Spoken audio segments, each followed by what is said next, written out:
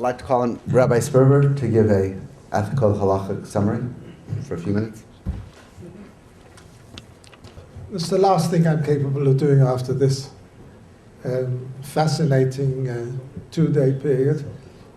I think that what we all learned was that there is, and we knew it before, and I don't think that we, in any way this was a chidush to any of us, that there is a great tension between the desire to further our scientific studies and advancement on the one hand, and the fact that we do not necessarily fully understand the ethical, societal, ecological implications, long-term implications of the activities that we're involved in. It's very interesting that on the one hand, it was mentioned that, or let me put it differently, there's a well-known rabbinic tale of a certain individual who came up to a rabbi and said, you know, if you're meant to be circumcised, why didn't God create you circumcised? And the rabbi responded by bringing some ears of corn or wheat and saying, oh, well, maybe you'd like to eat this. And the Roman individual said, well, you know, I can't eat it. It has to be ground into flour. It has to be mixed with water. It has to be turned into dough. It has to be baked. And when it's bread, then I'll eat it.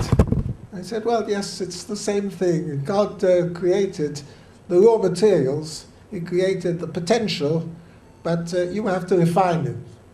And so he didn't create us perfect. We have to perfect ourselves. On the other hand, we know that, and that's the way we understand Mechadesh Olamo B'chol Yom Tamid, as was mentioned, and Asher bara Elokim la'asot, that we should continue the acts of creation in conformity with certain rules and regulations. And on the other hand, we know that there are laws such as kilayim, and we're not meant to fiddle too much with nature, and we're not, presumably, there are restraints that are put upon us, and these restraints are not necessarily always so clearly defined. But there are such constraints, and in fact the Midrash tells us that even HaKadosh Baruch Hu himself, when he started creating the world, it sort of started expanding. Now I guess there was a big bang, and the bang went, there was an expanding universe, until he said, Ad She'amar Le'olam Dai. And that's why his name is Shaddai. And so he actually had to put restraints upon himself. So what we've been dealing with in this whole session, I believe, all these sessions, is the questions of where we put these restraints and what are these restraints, and how we go about, what sort of mechanism has to exist in order to put these restraints upon us. Are we allowed to do anything? Professor Fischbach said so correctly, it's not that we should do everything we can do, it's that we should do what we should do, or perhaps that we should not do what we should not do. And again, the question is, what is the should? What should we do?